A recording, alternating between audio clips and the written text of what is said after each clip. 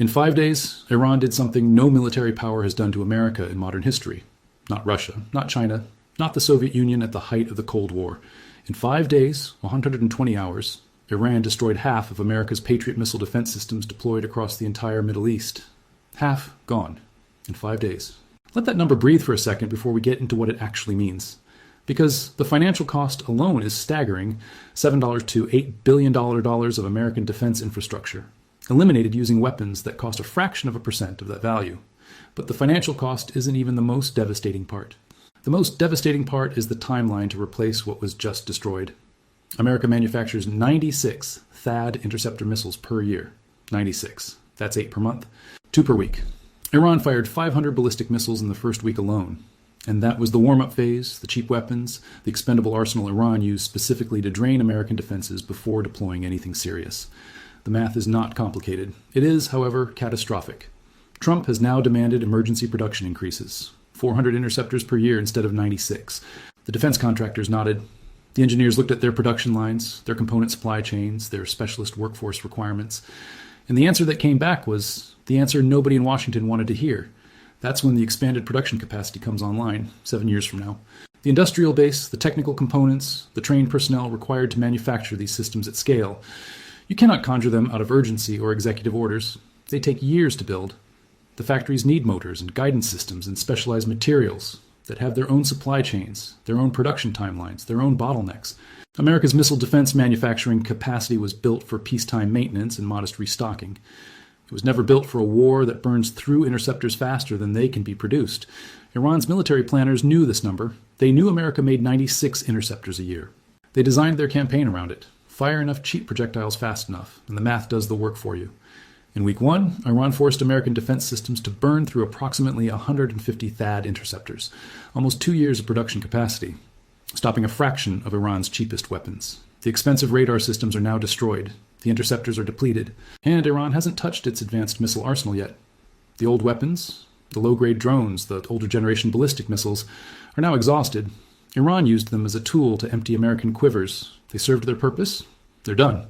What comes next is what Iran was actually saving. Now here's the piece that should genuinely unsettle every defense analyst who has spent years assuming American military dominance is a permanent feature of the global landscape. America cannot bring replacement systems from elsewhere without creating new vulnerabilities. The Patriot and THAAD batteries still operating in South Korea and Guam, the ones protecting American allies in the Pacific theater, are the only significant reserve America has. Moving them to the Middle East means stripping Pacific defenses. Leaving them in place means the Middle East gap stays open. There is no third option. The production pipeline is empty for years. The reserve is committed elsewhere.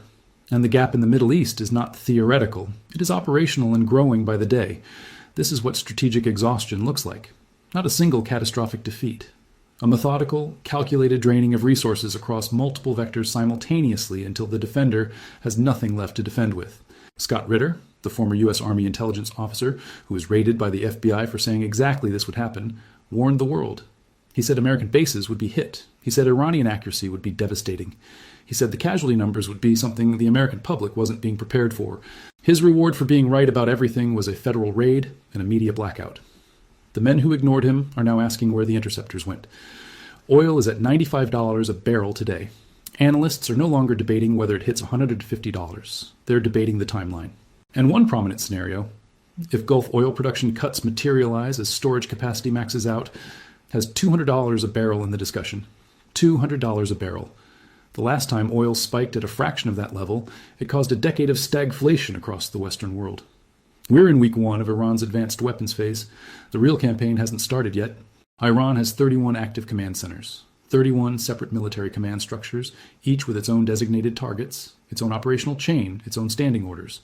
Some are tasked with Israel, some with Gulf state infrastructure, some with American naval assets, some with Gulf military installations, some with regional shipping lanes. And here's the critical detail that changes everything about the diplomatic situation.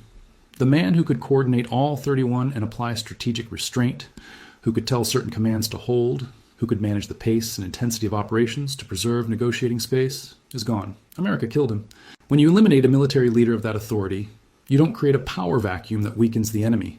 You create 31 autonomous command structures with standing orders, established target packages, and no central authority telling any of them to slow down. That is what America and Israel created when they killed Iran's supreme leader. Not a decapitated organization, a decentralized one. And decentralized military commands with standing orders and operational independence don't stop because a diplomat makes a phone call. They execute their missions until ordered to stop by a legitimate authority. And that authority no longer exists. China tried to broker talks. Nothing happened. European nations attempted mediation. Nothing happened. Russia attempted back-channel communication. Nothing happened. Not because Iran is being irrational, because there is genuinely no single decision-maker with the authority to call all 31 commands simultaneously to stand down. America destroyed the off-ramp when it pulled the trigger. This is not an abstraction. This is the operational reality that every intelligence service in the world is now contending with. The conflict cannot be diplomatically resolved because the structure required for Iran to honor a diplomatic resolution no longer exists in the form that signed agreements require. You need a counterpart. You need someone with command authority. You need the chain of control that American bombs deliberately severed. Now let's talk about Europe. Because what's happening there right now adds another dimension to this crisis that most coverage is missing entirely. Europe has no gas. Russia, which was supposed to be isolated and weakened by Western sanctions after Ukraine, has done something elegant and ruthless. It told Europe it won't supply them. Not can't, won't. Russia looked at the Middle East conflict, looked at the Gulf energy disruption, looked at Europe's position, simultaneously cut off from Russian gas and now facing Middle Eastern oil chaos, and decided this was the moment to maximize leverage. European governments that 2 years ago were lecturing the world about energy independence and the transition away from fossil fuels are now sitting in emergency energy sessions, trying to figure out how to keep their populations warm and their factories running through a crisis that was entirely predictable and entirely preventable. The German industrial economy, the engine of European prosperity, is facing energy costs that make manufacturing in Germany increasingly non-competitive with manufacturing anywhere else. French households are receiving utility bills that are reshaping family budgets. Eastern European countries, who warned loudest about energy dependency and were most loudly ignored, are watching the dependency crisis they predicted arrive exactly as predicted. Meanwhile, Russia is at the table, patient, available, with a price, and that price is a negotiated end to Western opposition to Russian territorial gains in Ukraine, essentially a recognition of what Russia took. The energy crisis Iran accidentally triggered in the Gulf is giving Russia the leverage to close the Ukraine chapter on terms Moscow could never have achieved militarily. 3 crises, 1 beneficiary. Back to the economic numbers that will land in every household on Earth, regardless of geography. Oil at $95 is today's price. The structural factors pushing it higher are not going away. Gulf storage tanks are full or filling. Production cuts are mathematically inevitable within weeks. Shipping insurance for Gulf routes has tripled, making the oil that does move dramatically more expensive by the time it reaches refineries. And refineries themselves are running their own inventory calculations, buying what they can now at $95 because their analysts believe waiting means paying $130. That self-reinforcing dynamic, anticipatory buying, driving prices higher, which confirms fears, which drives more anticipatory buying, is the mechanism behind every major oil price spike in history. And every indicator in the current market is flashing the same signal. $150 is not a prediction, it's a base case. $200 is the tail risk that serious analysts are no longer dismissing as impossible. Here's what $150 oil means for a family of 4 in a developed economy, roughly $3,000 to $4,000 in additional annual costs. For a family in a developing economy, where energy costs represent a larger share of income and there are fewer buffers, it means something closer to a choice between fuel and food. 8 billion people, 1 month into a conflict that was supposed to be over in 4 weeks. And Iran hasn't fired its advanced weapons yet. Let's do the math that the American government is hoping you don't do yourself. America produces 96 THAAD interceptors per year. Iran fired 500 ballistic missiles in week 1. The cheap week, the old inventory week, the strategic depletion week, designed specifically to burn through American defenses before the real campaign begins. Even assuming a generous intercept rate, America burned through close to 2 years of interceptor production in 12 days. The radar systems that guide those interceptors have been destroyed in Jordan. The Patriot batteries, half of all American Patriot systems deployed in the region, are gone. The replacement timeline is 2033, 7 years. The current conflict timeline, based on Trump's own revised estimates, is 7 months minimum. Those 2 numbers don't coexist in any version of reality where American military credibility in the region survives intact. You cannot fight a 7-month war with a 7-year replacement timeline. The math produces one outcome regardless of what statements come out of Washington, regardless of what the defense contractors promise, regardless of how many B-2 bombers fly over how many targets. America has already lost the defense war in the Middle East, The question now is only how long the offensive capability holds before the political and economic cost forces a decision that the military situation has been demanding for weeks. Here's what the decision looks like when it finally comes. And history is clear on how this type of situation resolves. When military capability is exhausted, when domestic political support has collapsed, when allies are distancing themselves, when the economic cost is landing on the civilian population with increasing force, leaders look for a way to stop that doesn't look like stopping. A ceasefire framed as a strategic pause, a diplomatic engagement framed as strength, a withdrawal framed as mission completion. The framing changes. The underlying reality doesn't. America will leave the Middle East military footprint it currently holds. The only variable is whether that departure is orderly or chaotic, negotiated or forced. Whether it happens in a way that preserves some U.S. influence in the post-conflict regional order, or whether it happens in a way that permanently hands that order to China, Russia, and a regionally dominant Iran. The off-ramp that preserves the most is still technically available. Negotiate directly, acknowledge Iranian security concerns as legitimate, commit to a framework for base drawdown, and secure a ceasefire before the advanced missile phase fully deploys. The cost of that off-ramp in domestic political terms is high. The cost of not taking it, in military assets and economic damage and lives and long-term strategic position, is higher by every objective measure. But objective measures are rarely what drives these decisions. What drives them is the moment the domestic political cost of continuation finally exceeds the domestic political cost of stopping. In America right now, 90% of the population opposes this war. That number was 93% in support of Afghanistan after September 11th.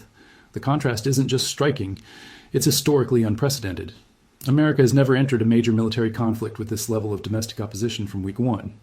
And that opposition is going to intensify as oil prices rise, as the economic impact becomes visceral and personal, as the casualty numbers, currently being managed and minimized and carefully framed by an administration that knows the real figures would end the war overnight, eventually become impossible to fully contain. Journalists trying to cover Israel are being blocked at every turn.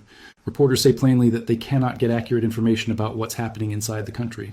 Bunkers are being hit, buildings are being destroyed. And the official casualty numbers from American installations, where direct missile strikes are being reported with single-digit death tolls, are being treated with open skepticism by every military analyst who understands what those weapons do to the people inside those buildings. The truth has a way of getting out. It always does. The only question is the timeline. In the meantime, while the political calculation slowly turns, while the economic pain builds, while the military math becomes impossible to dispute, the 31 Iranian command centers continue their operations, each with its target list, each with its standing orders, each operating in the autonomous mode that was created the moment American bombs killed the one man with the authority to coordinate them all toward restraint. The Gulf, that was the safest region on Earth 5 years ago, is unrecognizable today. The petrodollar system that underwrote American economic dominance for 50 years is fracturing. The missile defense architecture that cost hundreds of billions to build is half destroyed and unreplaceable for 7 years. And the advanced Iranian weapons, the ones that weren't fired during the depletion phase, the ones that were carefully preserved while the cheap inventory did its work, are still in their launch systems, fully fueled, fully targeted, waiting. History doesn't grade leaders on their intentions. It grades them on results. And the results of this particular chapter are going to be studied in military academies and economics departments and political science programs for the next 100 years. As a case study in what happens when arrogance replaces analysis, when certainty replaces intelligence, when the people with the power to prevent catastrophe chose, at every available off-ramp, to accelerate toward it instead. The missiles are still coming, and America just ran out of ways to stop them.